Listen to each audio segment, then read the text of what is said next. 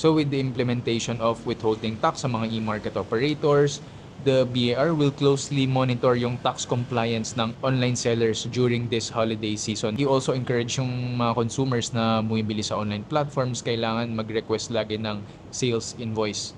So this also includes yung blocking of digital services performed or rendered in the Philippines by a digital service provider. So this is like mga Netflix, Spotify, pero for sure magko-comply naman sila. While we're on the topic, marami yung kakilala kasing online sellers that are yung talagang pure Chinese. Nagbebenta rin sa Lazada, Shopee, and the likes. Wala silang pakialam. Parang yung mentality ata nila ngayon is kung mahuli, tsaka na lang they will have to deal with it. I think they're not paying the proper tax aside from withhold mismo ng e-marketplace operators. So dito na papasok si BR kung maayos ba yung implementation nila na they can quickly catch these discrepancies na kasi imamatch lang naman nila yun sa withholding ng e-marketplace operator sa nire-report na say na income by the online sellers.